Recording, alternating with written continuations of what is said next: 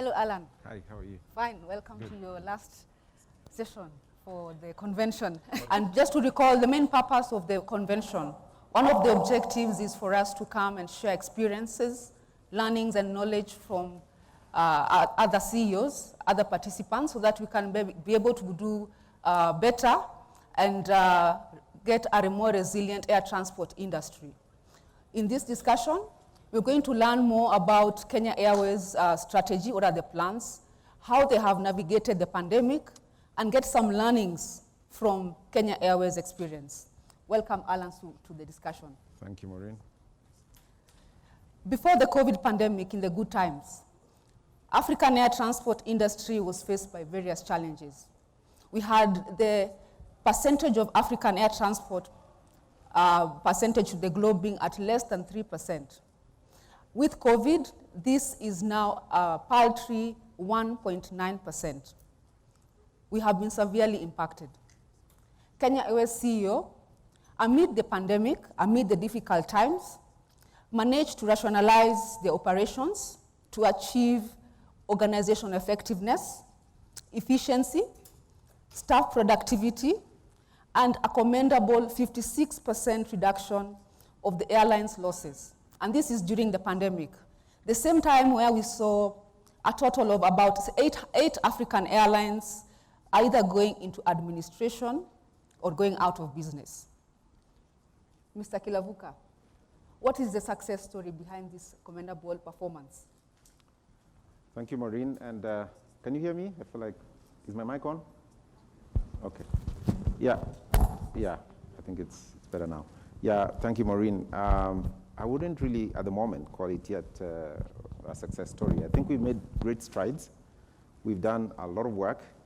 And you know, I'm very grateful to the team in Kenya Airways for the effort that they have put into trying to surmount a very challenging situation. And I just say, you know, in 2020, because I took this job on the 1st of April, 2020, and as I keep saying, it was not an April Fool's joke, because that's when we stopped flying, generally. That's when our engines actually stopped rowing, and our people went on leave.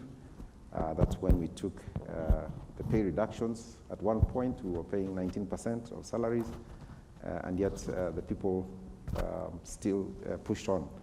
So there's a lot of things that we've been doing since then. A lot of it is around innovation, surviving the crisis, trying to do things differently, diversifying our portfolio, cost cutting, and so on and so forth. So there's no silver bullet, but it's a whole slew of strategies that drives towards surviving the crisis. And we do look forward to a continued excellent performance until we get out of the red. Yes, and you know, I was just having a press conference this morning with the SG, and we were talking about the resilience of aviation globally. We are known to go from one crisis to another. So we've just landed into a new crisis called the high fuel cost crisis. And that's a real crisis, but we will surmount it because we've done that before. So yes, we hope to continue improving our efficiency. We need to continue seeing how to improve our performance and surmounting all the crises that we face.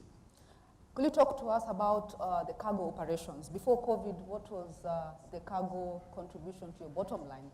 And the various measures you took during COVID, as was mentioned in the morning, you converted your passenger aircraft to cargo, and he mentioned you did your Dreamliner aircraft. And what is your current cargo contribution? Yeah.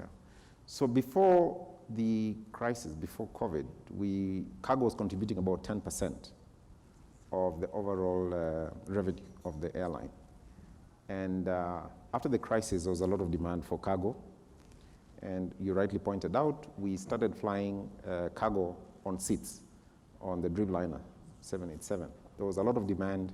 So we had 3 of our aircraft flying with the seats, normally delivering fresh produce to Europe and bringing back equipment, particularly from China.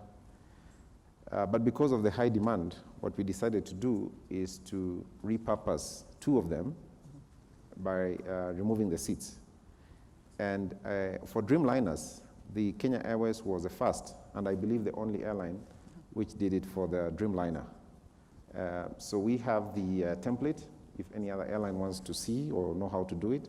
So we've been flying these 2 aircraft. It increased capacity by about 500 tons per month, and also supported not just Kenya Airways to continue sustaining, but also supported the farmers, because all of a sudden we had farmers who are disposing of the vegetables, flowers, and so on, and there was need in Europe. So we were serving 2 things. One is to try and sustain the airline. Secondly is to support the farmers in Kenya, and also the need in Europe during the pandemic. So it had two different things. Now, the way we see cargo going forward is we want to progressively increase our capacity. So it has about 20% of our revenue. Why? Because we think about diversification of our portfolio a lot more to reduce the risk overall, because we were over-dependent on passenger revenue. And also because we believe it's also sustaining. There are new initiatives within Africa Continental Free Trade Area, talking about trading more within Africa. So we believe we can play our part in supporting the ambitions of the Africa Union to increase trade among African states. Hoping from 10% to 20% cargo contribution. Yeah, that will be progressive, obviously, because there's need for investment. So it will be progressive increase in capacity.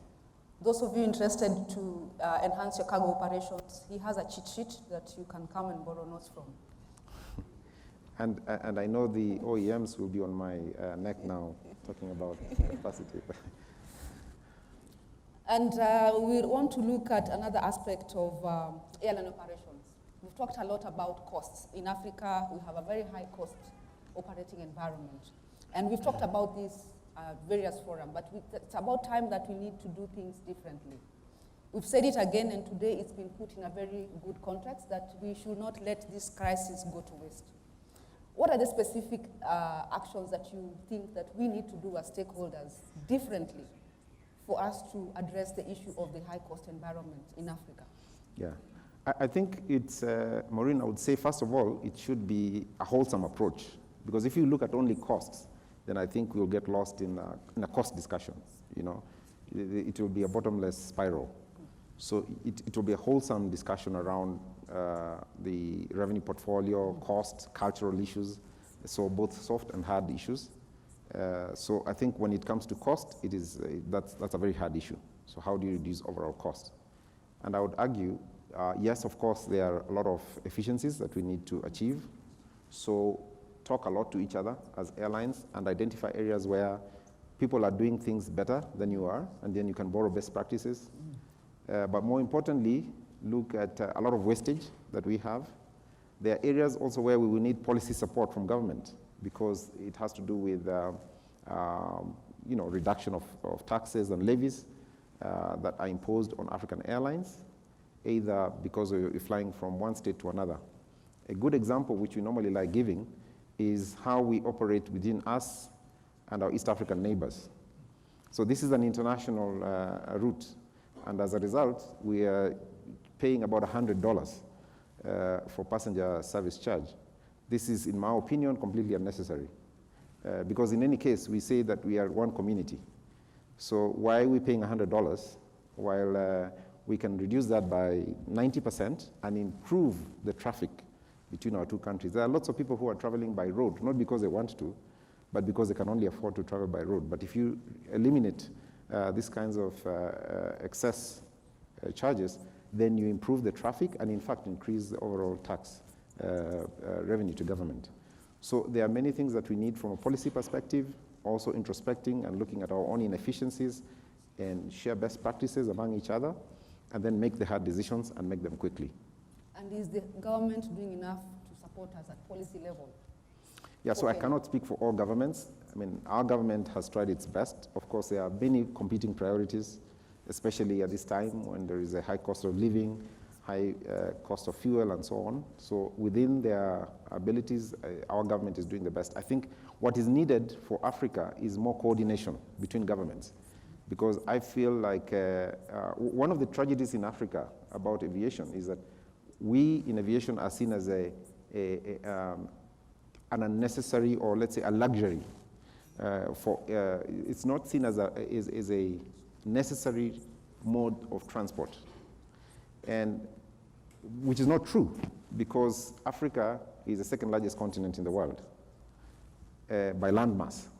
So if I would like to travel from here to Nigeria, to Lagos, I mean, if I could, I would drive, but I would have to fly. For two reasons. One is because it's too far, but even if it was near, we don't have the infrastructure, we don't have the roads, we don't have the rail. So the only way for me to get from here to Lagos, or from here to Cairo, I mentioned Cairo, it would be by flying, right? So that it is by necessity.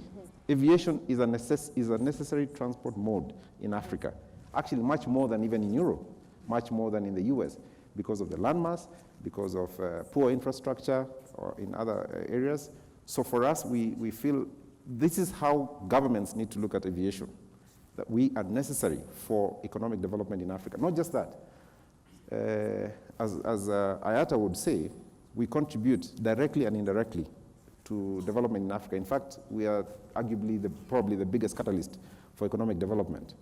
So all those factors together, I don't believe that we are treated with the importance that aviation contributes to economic development. Yeah, that's true. We're not treated with the priority that the industry deserves, and there is a lot of concerted actions that is required, because if you look critically, you mentioned $100 on the passenger charge, and if you look at the taxes, percentage-wise, I'm speaking French, in relation to the ticket price, it's about 60%. All is going to taxes. Yes. So we need to do something. We need to sensitize the governments. We need, actually, when we're having forums where we're discussing these issues, they need to understand what they need to do. They need to be here with us. And that's why there's an approach by AFRAA. And Mr. Berthe talked about that we are doing a laboratory. We want to ensure that we change that approach. The concerned stakeholders will be in one room, and we have put together different projects to ensure that it is a very deliberate approach for each project. And we do invite Kenya Airways to be part of the airlines that will be part of that laboratory. Because the issue of high taxes and charges, it's about time that we address this. And if we don't address this, I mentioned earlier that the percentage of African traffic has gone down to 1.9%. Before COVID, we were talking about 3%, less than 3%. This is now worse. We are at 1.9%. It's about time we did something about these issues that affect the cost of air transport.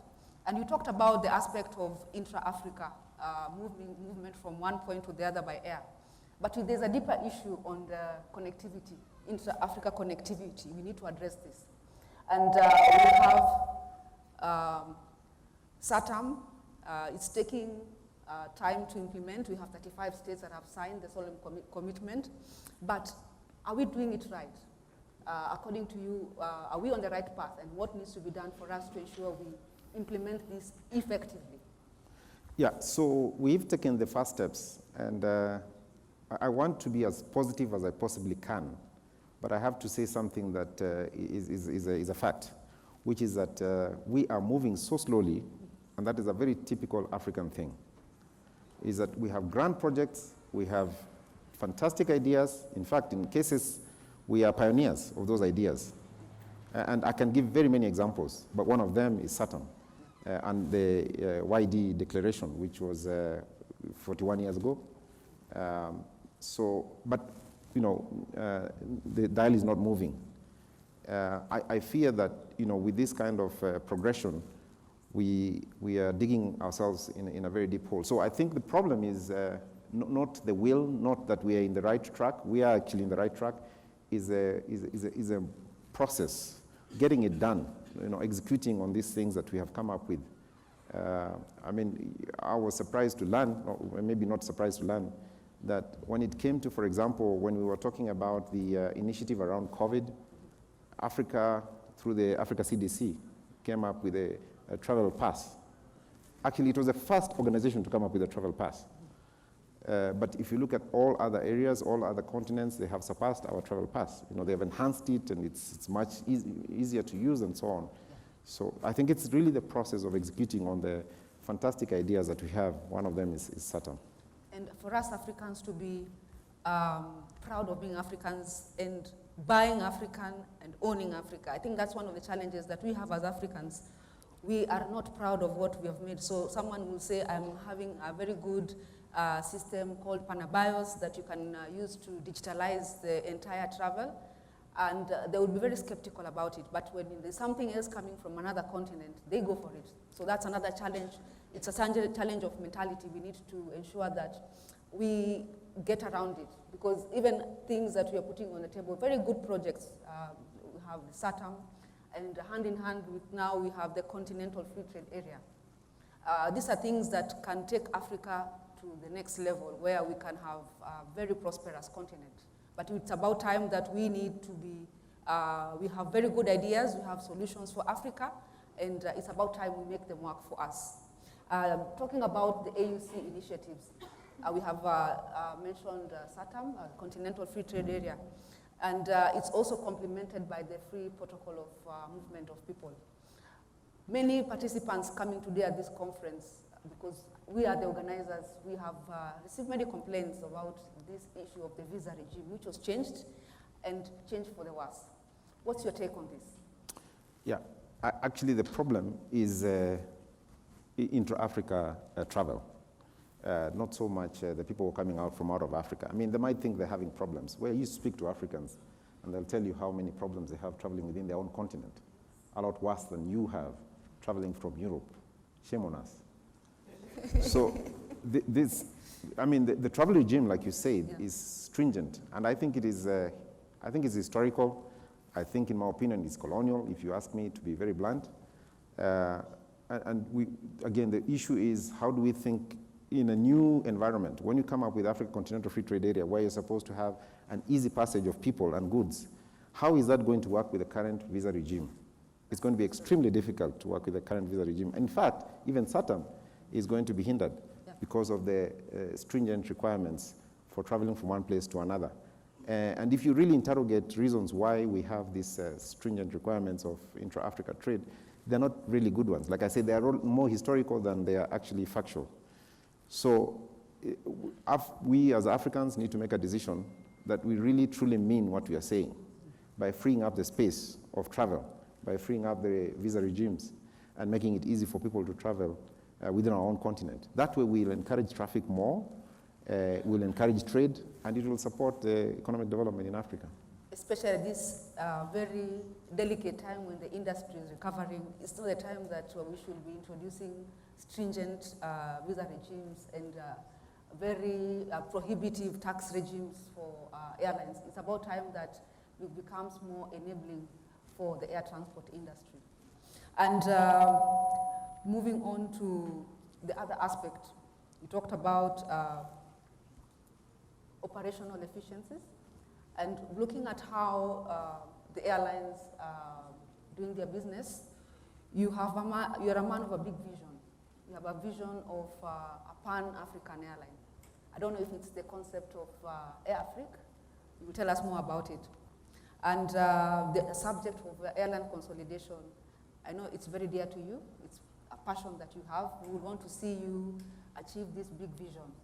We had last year, through very good collaboration with Lufthansa Consulting, a very good workshop. And during this workshop for airline consolidation, we did retrace the footsteps of consolidation in various continents, what was done well, what went wrong, even in African context, and we picked the learning points. And they gave us a good understanding and overall that consolidation is a very good thing, and we need to see how to best implement it in Africa. We need to get the support of the governments. We need to work together.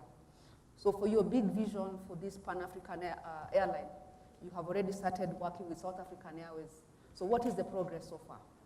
Yeah, but Maureen, if you just allow me to just in 2 minutes try and contextualize what we're talking about here. Yes.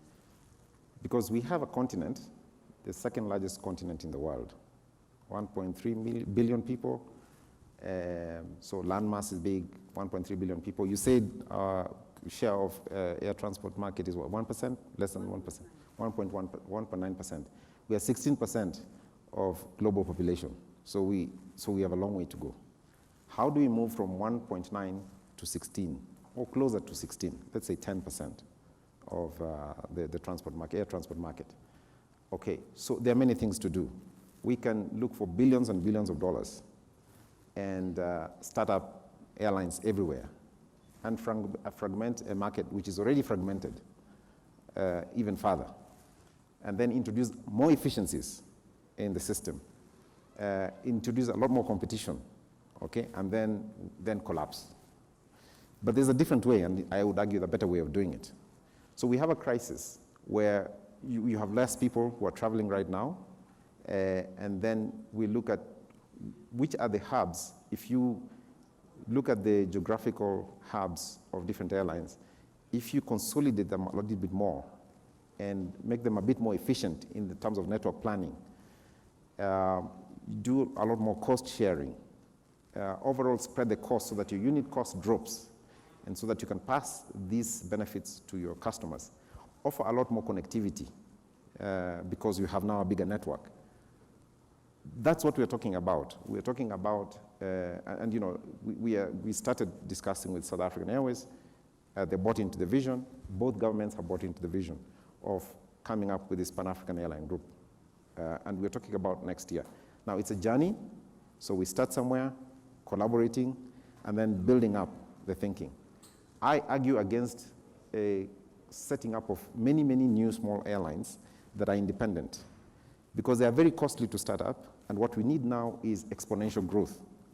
I say that for exponential growth, what is needed is what you call inorganic as opposed to organic growth, right? So use the assets that are there, use the brand value that is there to grow much faster, because that's what is needed today. That's why we're talking about the Pan-African Airline Group, because we want to use the assets that are currently existing and the networks that are currently existing to expand the space. So where are we today? So we have put it in 3 phases. We have phase 1, where we look at the low-hanging fruits, the easy ones, which is, you know, generally speaking, you look at the code-sharing arrangements, what are the technical areas that you can continue to work on, best practice sharing, even asset utilization. If they need an asset that we have, you know, we can have to borrow and lend. So those are the areas where we're working on right now, and it's progressing well. Already the South African Johannesburg launch is now being shared between Kenya Airways and South Africa, for example. If they start flying to here, they'll also share our launch. Those are areas that what are the areas that we can quickly work on? And the idea is to make people see the need and the possibility. Now, the next phase is going to be a lot more complicated, because it needs to be structured in a manner that will answer the questions or the skeptics who are saying that this has been tried before. There was Air Afrique, which collapsed. There was East African Airways, which collapsed. But then I point them to AIG and say that, well, that succeeded. And other groups that have come up and succeeded in Europe and in the US. So why can't we succeed? And there's a lot more need here. Okay, so I believe that this is a noble and, in fact, needed, necessary initiative for us to be able to succeed in aviation. It's new thinking, it has hurdles, but it's necessary. Yeah, it's good there to walk the talk and lead by example. A very curious question, why South African Airways? Were they the only airline that had the appetite to work in this collaborative manner? Yeah, so there were two main reasons. One is those are not the first people we spoke to. We had approached other airlines who will remain unnamed for now. But they said no, that they had a different strategy. And then, because the idea was to see which airline was going to be more amenable to this kind of arrangement. And South Africa was very happy to have this discussion. But even if you look at the 2 hubs, they naturally complement each other, you know, south and east. And I know there has been a press comment to say we need to look at west as well, which makes sense. But it does not mean that it's an exclusive club. It's just we need to start somewhere.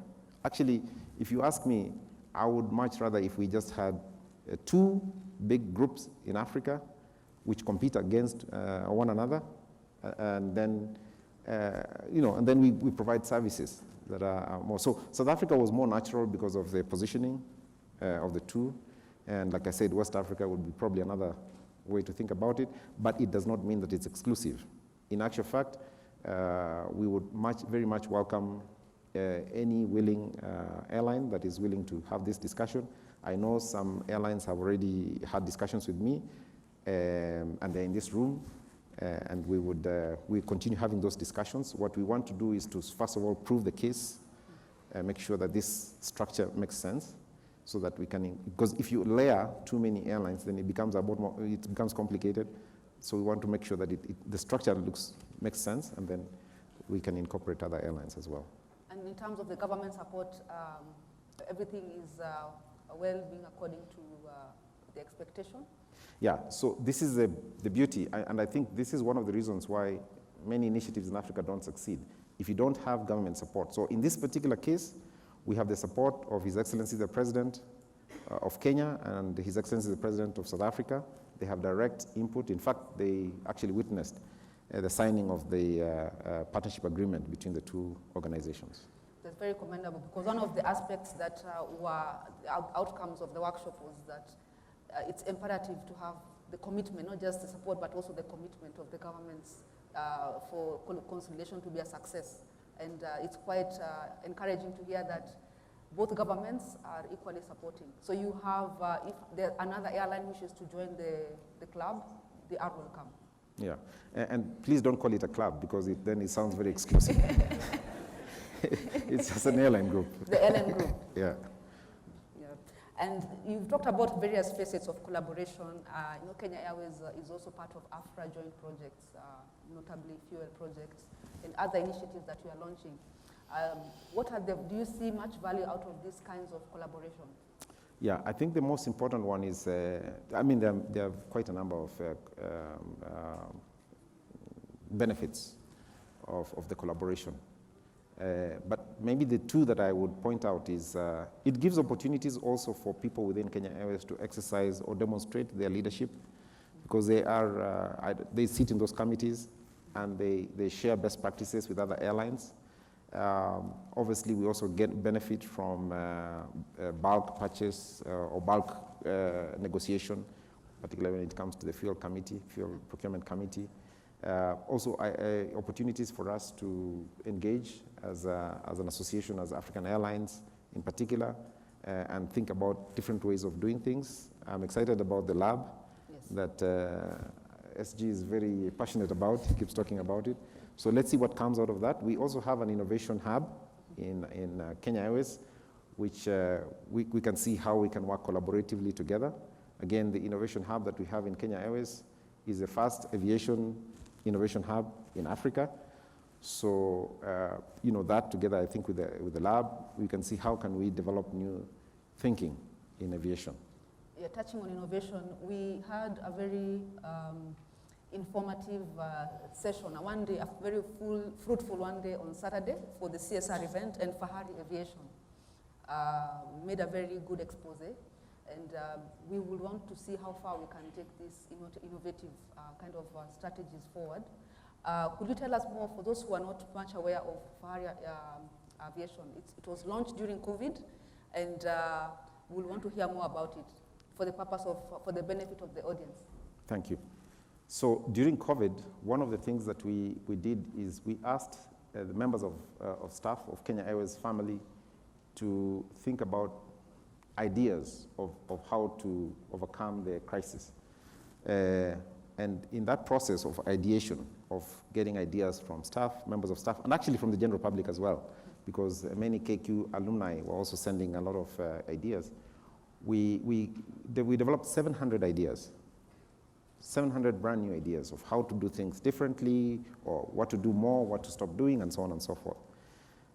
And because of that, what we thought about is to craft this into an innovation hub. So that's how we came up with a Fahari Innovation Hub.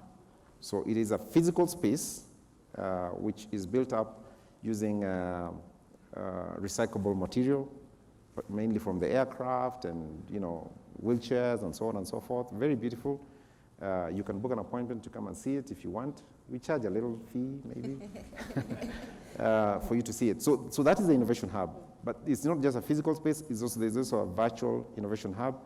We're dealing with SMEs to see how can SMEs be integrated into aviation and support aviation, and how can we support SMEs in return, so that there is a more collaborative atmosphere. So out of this innovation hub came the Fahari Aviation. Fahari Aviation is a company which is owned by Kenya Airways, which does cutting-edge aviation technology. So right now they are focusing on drones and unmanned aircraft. So they do a lot of that. They do surveillance and a lot of agricultural use. They do security and so on and so forth. So they're doing a lot of that. In fact, they're out here in an exhibition, so I welcome you to go and see what they have to offer. But on top of that, also thinking about the future of transport, particularly in urban mobility. So we signed an agreement, an MOU with eVTOL to see how we can develop air taxis in Africa by 2027. And so we're working towards that as well. That's through Fahari Innovation, Fahari Aviation Limited. Very commendable. Those of us who are in Nairobi, you can visit the facility. It's in Pride Center. Yes. It was very impressive. We did a site tour, and even the students that were with us for the CSR, whatever they saw, it really revolutionized their minds. So big up to Kenya Airways. Ladies and gentlemen, I will take 3 questions, and I will open the floor for questions. As you raise your hands, going back to the aspect of what Kenya Airways is doing on innovation. What we notice as AFRAA is that we have many airlines with a lot of innovative projects that they're doing, but others don't know about it. We had a very good expose by Royal Maroc. They have got a digital hub. They're developing applications that they can actually give other airlines to use. And ideally, you will spend a lot of money to buy this kind of applications. But they are developing it using local talent. They have got an entire laboratory, just like Kenya Airways has. But on this side of Africa, we don't know what they are doing. So in my view, I think it's about a call to various innovative strategies that we are doing. We don't need to reinvent the wheel. We can have a concept of working with each other to tap into various initiatives that we are doing, and it's about time that we put in plan as AFRAA a few areas of bringing together these innovative airlines for the benefit of the entire membership of AFRAA. I will now open the floor to questions. I had one, the gentleman on this side.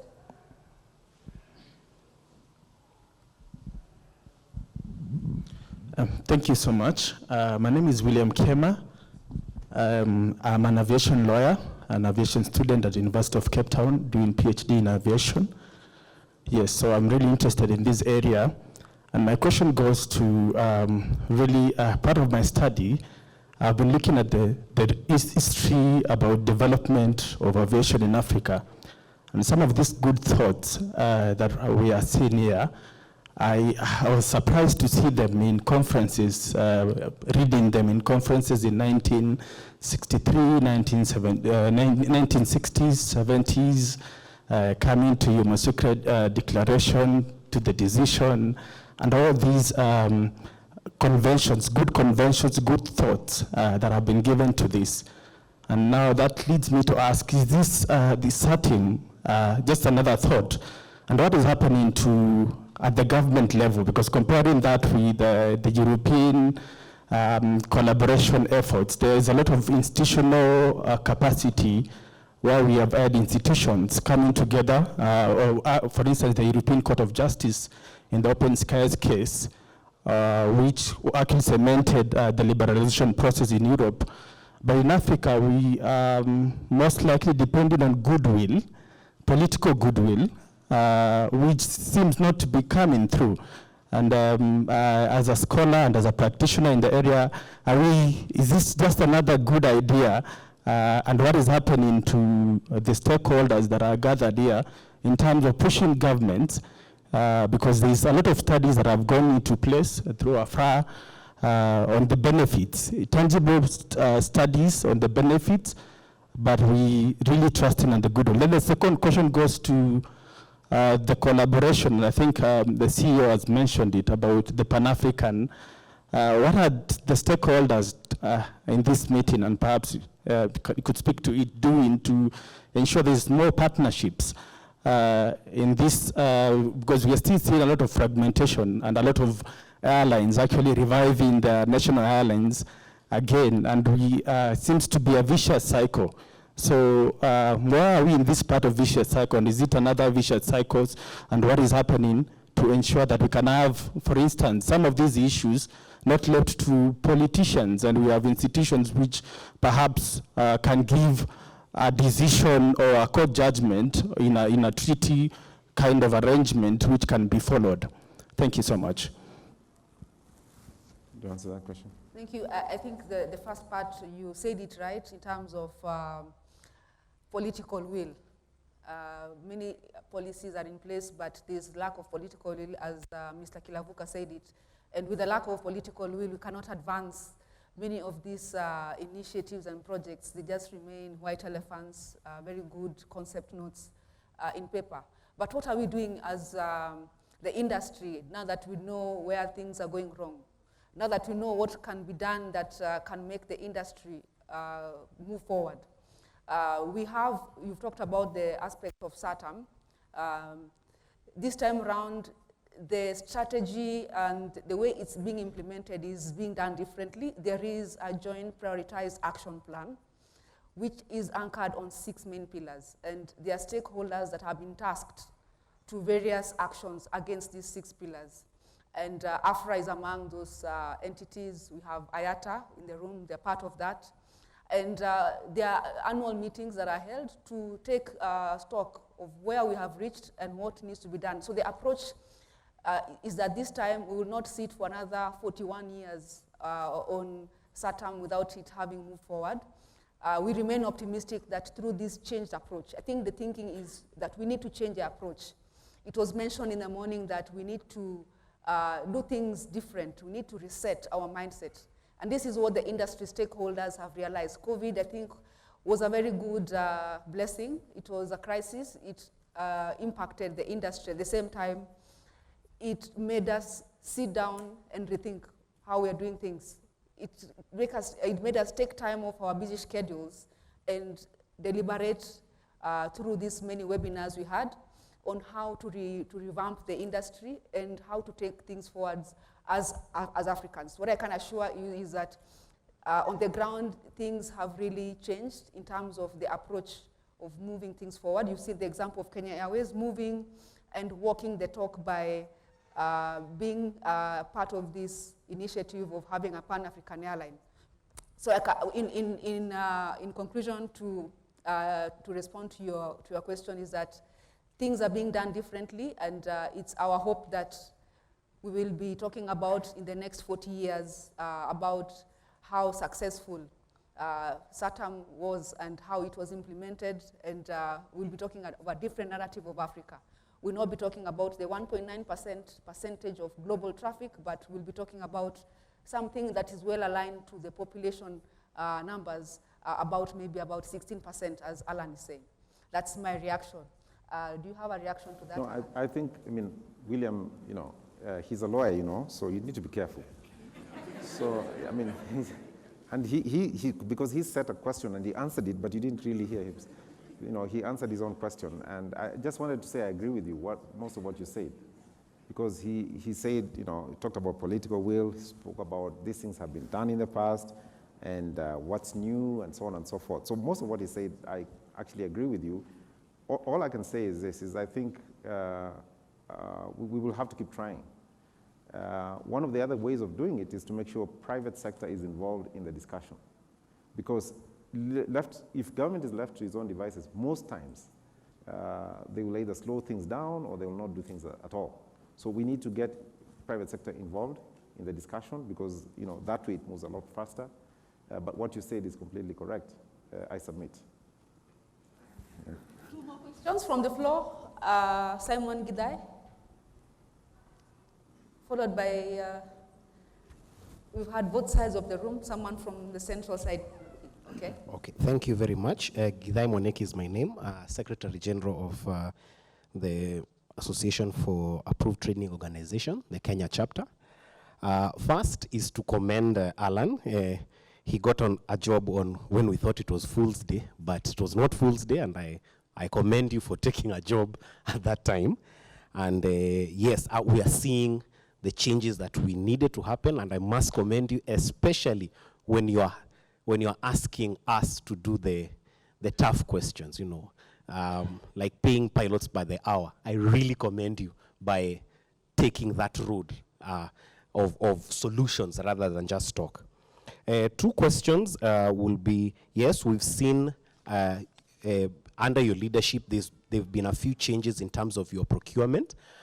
Maybe you could update us on the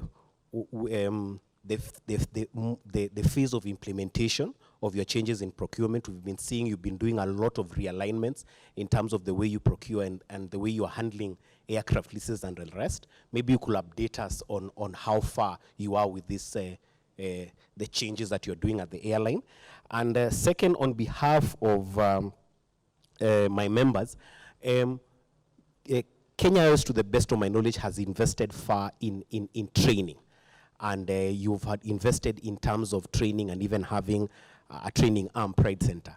My question is, for Kenya Airways, obviously, to go to the next step is to invest in the core areas of training, which is pilot training and engineer training.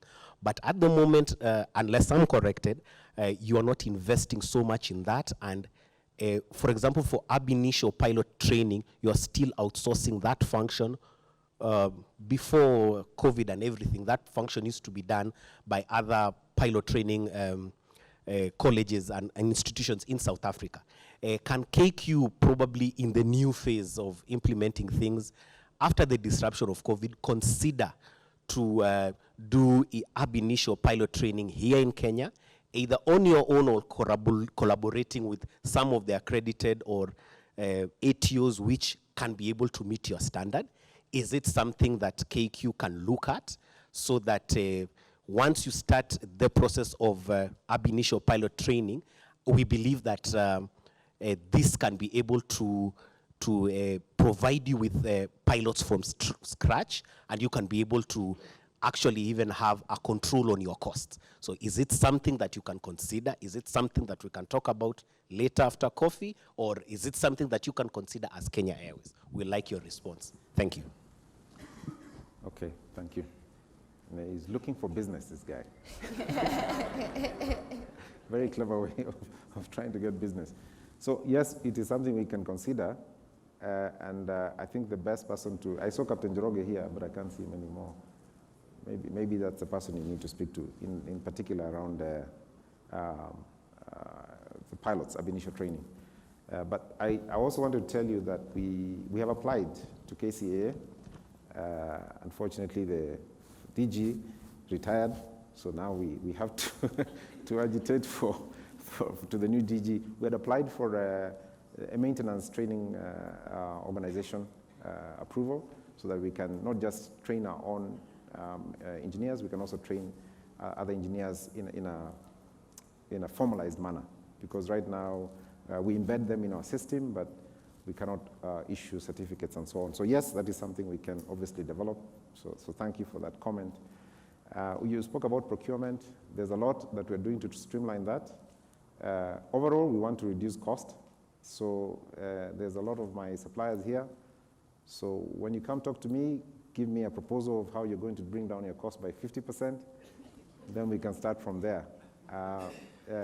But yes, so we are talking about cost reduction and across the board, across all our functions, particularly the aircraft leases.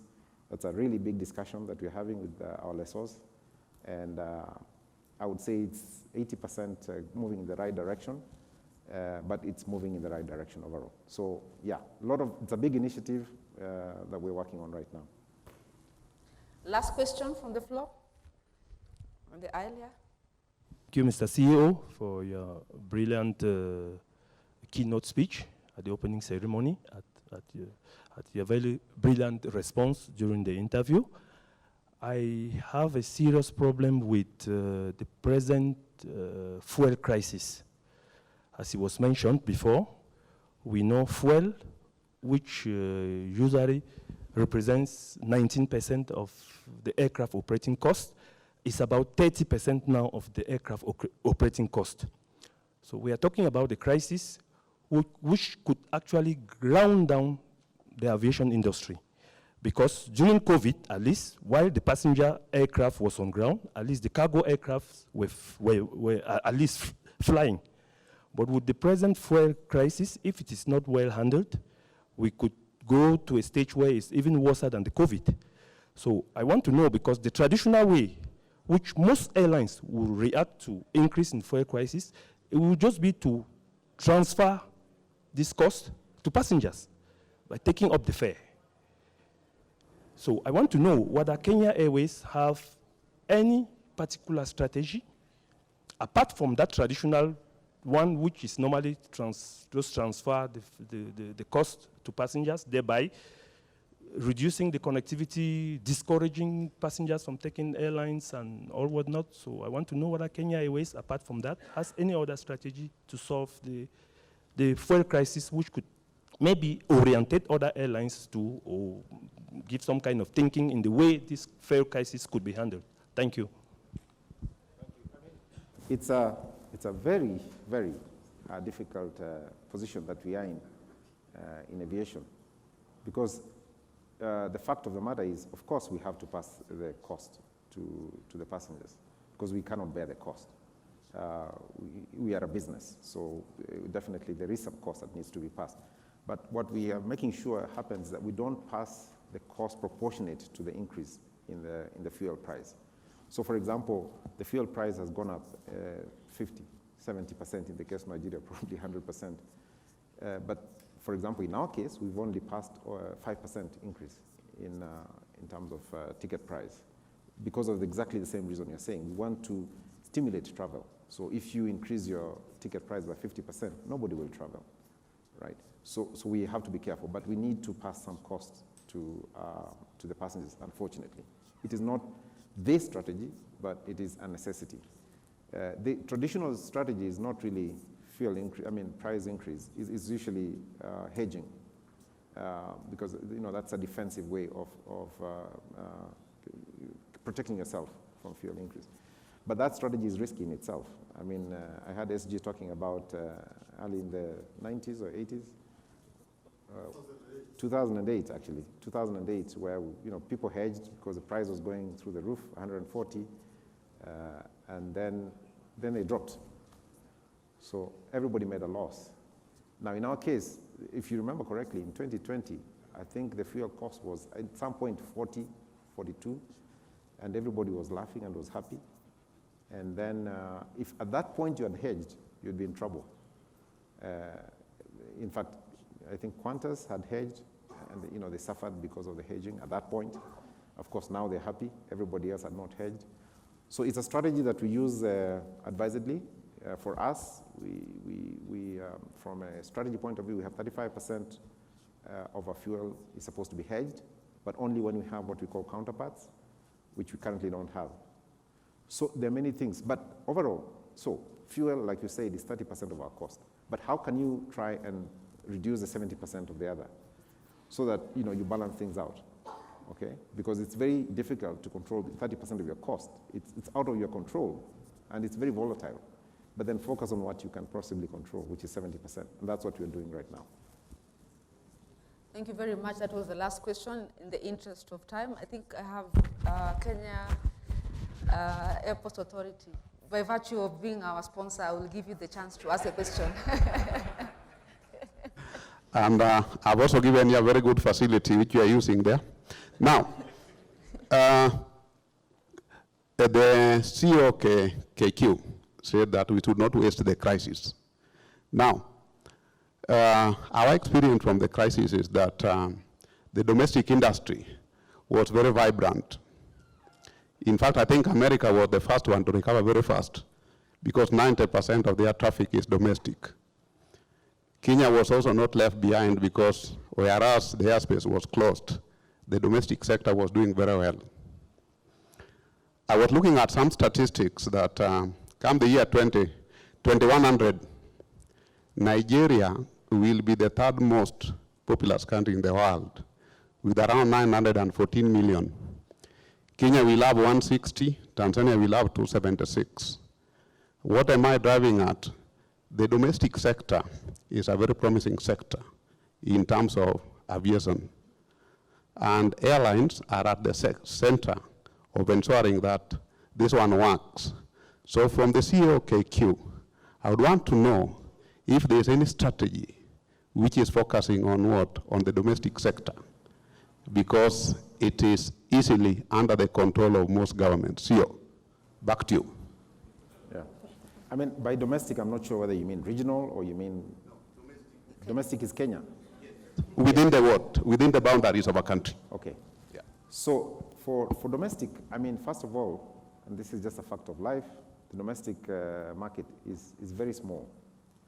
It's extremely small. For us, it is less than 15% of our traffic. And there are very many operators there. So one of the things that we have done as an airline is we have an arm. We have a subsidiary called Jambojet. The purpose of Jambojet is to try and get people to move from other modes of transport into aviation because of the generally lower cost of operating. And I know there are many other low-cost airlines as well, particularly in Wilson. So that stimulates traffic and grows that traffic in that way. Of course, COVID has set us back quite a bit. But overall, here's how I think about it. I think thinking about Kenya as domestic, and that's why I asked the question, I think it's a bit short-sighted. To me, the domestic should be, at least in our case, should be East Africa. That is domestic. And because now you talk about a population of 42 at the moment, but when you talk about East Africa, it's 120, am I not correct? In fact, not 120, because if you add DRC, it's 200, right? Because DRC is 95 million people. So if you think about that as domestic, now you're talking.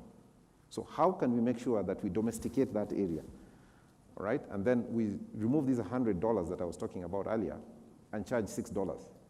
And then we increase the frequency. But that needs policy, okay? To domesticate regional travel. And I'm just taking an example of East Africa. But the same thing can be done in Southern Africa, Eastern Africa. And then with time, we domesticate the whole of Africa. Now maybe it's too big, but then we can move by steps and do the same thing. So that's how strategically I think you can very quickly grow air traffic. But at the moment, right now, if you still think about Uganda as a foreign country, or Tanzania as a foreign country, it's very difficult for us at the moment because we're doing all we can. If you talk to all operators, the likes of Alex here and so on, he'll tell you he cannot add more capacity locally. He can't. If he could, he would, and I'll say the same thing for me. But if you give him a prospect of a wider East African, 200 million people, then you're talking. So that's, I think, how we can grow traffic. Short, that's my view. Yeah, very well said. And looking at East Africa, the bloc has added the 7th state, quite a big bloc. Does that translate to any aviation gain so far, or is it a work in progress? I think it's a work in progress. So in last year, we did a good job with Congo Airways, where we helped them to grow their domestic market. We leased 2 aircraft to them. And I mean, the amount of demand is just overwhelming.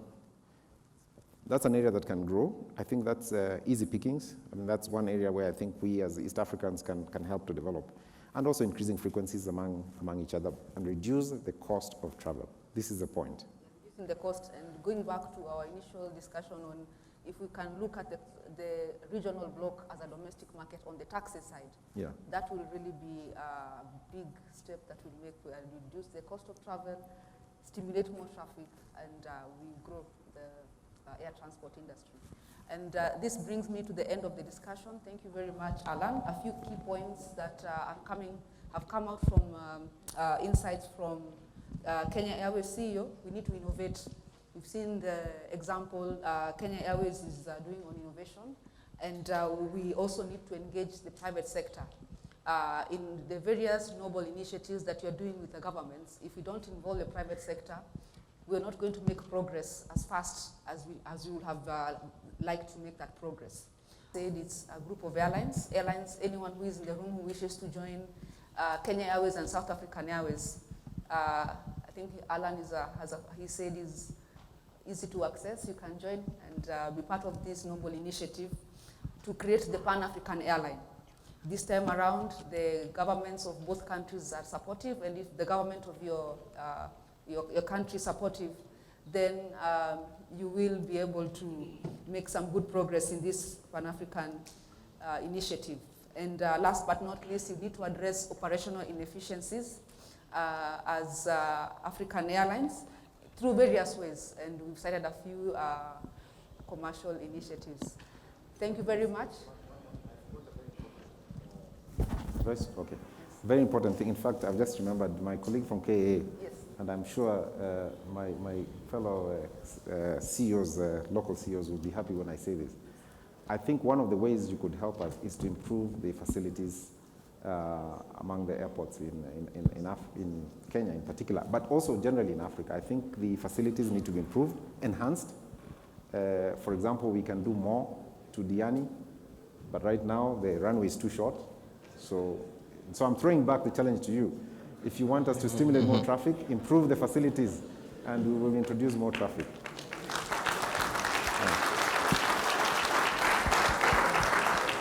Mr. Kilavuka, if you'll permit, we've concluded, but I see John Alianya has I know as the moderator, you already said 3 questions, but sorry for just interrupting. I had 3 questions for Mr. Kilavuka, just quick questions. The first one was on the urban air mobility. Do you have a framework, regulatory framework for the urban air mobility with KCA? Then on the second one, do you think that the government bailouts that were there during the COVID period, did they have any social economic advantage for the African airlines and for the, okay, as they call it in bracket, in quotes, Putin war? Do you think we also need maybe a portion of the same government bailouts? And then the third question, and this also is kind of directed to Mr. Patrick Baudis, on digital competitors. Digital competitors here, I mean things like Zoom, Google Hangouts, Facebook Live. We have seen during this period, we have had most businesses choosing to have virtual platforms. Do you think these digital competitors will eat into the business traveling market? And specifically, even if you go to things like urban air mobility, this might mostly deal with business competitors. Do you think these digital competitors will have the same impact that digital competitors had for Uber, for taxi drivers, like the way Uber did? Okay, I'll be very brief because I know Maureen is looking at me like, don't answer that question. So I'll be very brief. I'll just say this. So for urban air mobility, we are working collaboratively with KCA, so we'll develop the framework together. I think that's the answer to that question. And you spoke about bailouts, which are actually loans.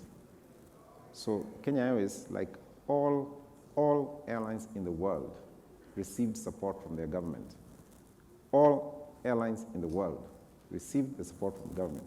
In fact, if you look at it from a relative point of view, we received less last year during COVID than, name any airline that you can, just think of any airline. Emirates, Qatar, Lufthansa, any. They received a lot more than we did, relatively speaking. So I'm not sure why we are vilified when we receive support. And actually, you spoke about contribution. Now, should we be complacent and say, you know, we just sit there and wait for government support? No, no, no, no. We have a role to play. We become more efficient, we remove the cost, we do what we need to do to try and get to profitability.